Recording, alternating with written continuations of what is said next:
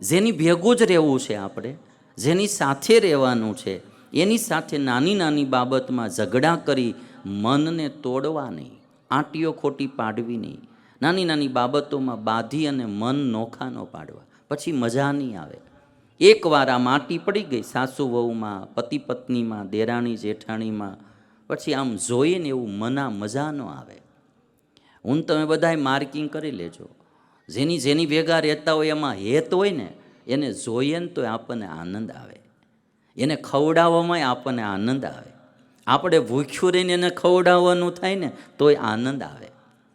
જેમાં હેત હોય એની માટે કાંઈક 5-25 રૂપિયા ખર્ચવાના થાય ને તોય માણાને આનંદ આવે. અમે તો આ જોયેલું છે.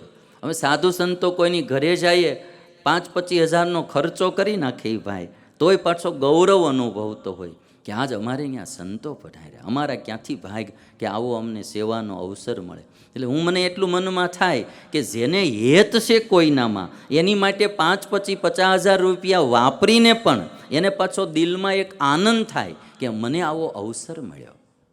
અને જો માણાને એની જગ્યાએ હેત ન હોય તો 5 રૂપિયા હાટું ઝઘડો પણ થાય. એટલે જે પરિવારમાં આપણે ભેગું રહેવું હોય એની સાથે આપણે નાની નાની બાબતમાં ઝઘડો કરીને આંટી પાડીને મન તોડી નાખીશું, પછી રહેવામાં મજા નહીં આવે. એને આમ જોઈને આમ આપણે આનંદ નહીં થાય. અને હેત હોય ને તો જોઈ ત્યાં આનંદ થાય, જમાડવામાં આનંદ થાય, ભેગું બેહવામાં આનંદ થાય, વાતું કરવામાં આનંદ થાય, હારે જાતા હોય તો આનંદ થાય. આનંદ આનંદ ને આનંદ. એકવાર મન તૂટી જાય પછી ભેગા જતા હોય ને તો આનંદ ન હોય. એ કદાચ તમે 2 વ્હીલ્સ ઉપર જાતા હો, ભલે ને આમ આ બાદ ભીડીને જાતા હો, પણ તો એમાંય કંઈ મજા ન હોય.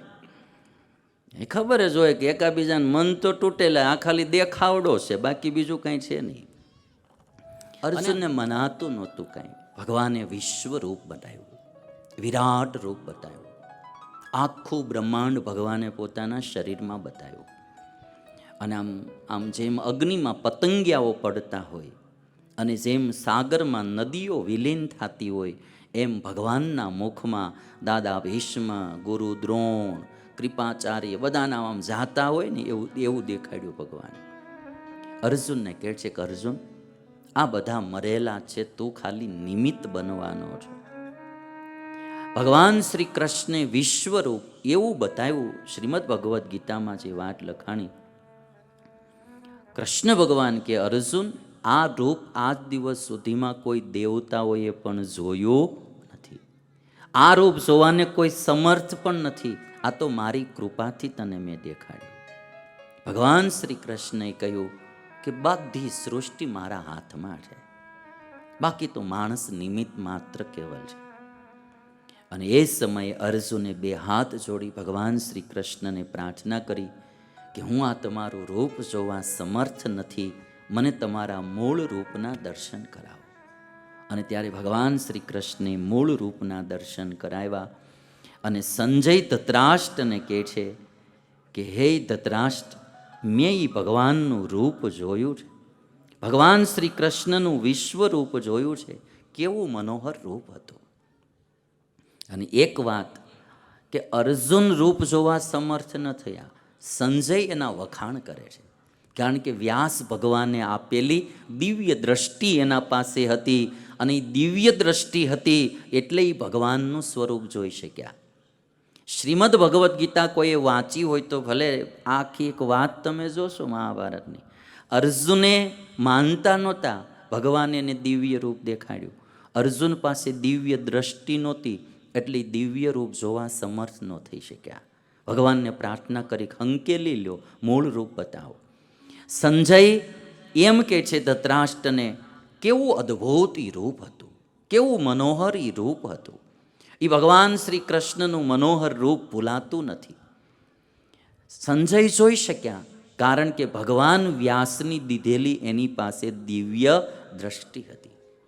એક વાત કે દિવ્ય દ્રષ્ટિ વિના ઈશ્વરના દર્શન પણ થતા નથી.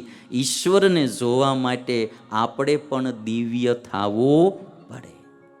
માયિક દ્રષ્ટિથી ઈશ્વર દેખાતા નથી.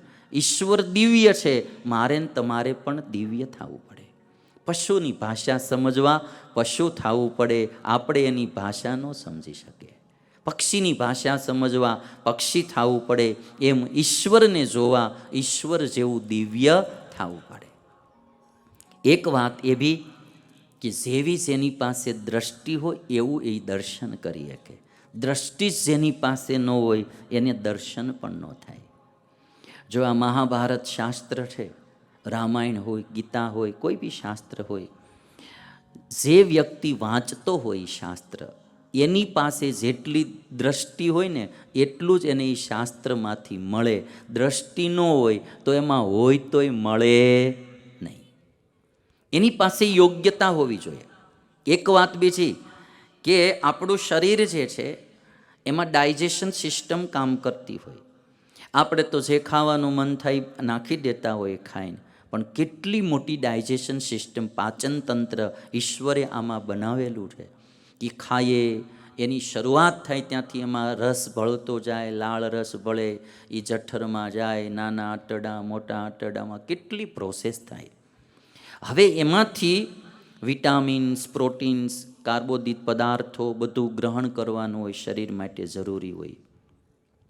જેની પાસે એ સિસ્ટમ પાવરફુલ હોય તો જે પદાર્થ તમે ખાધું, પેંડો ખાધો, એમાં વિટામિન છે કે અમુક પ્રોટીન છે કે અમુક જે ચીજ છે, ડાયજેશન સિસ્ટમ જો આપણી સારી હોય, પાચન તંત્ર, તો એમાંથી બધી જ ચીજ એ ખેંચી અને આપણા શરીરના પોષણ માટે કામે લગાડી દે.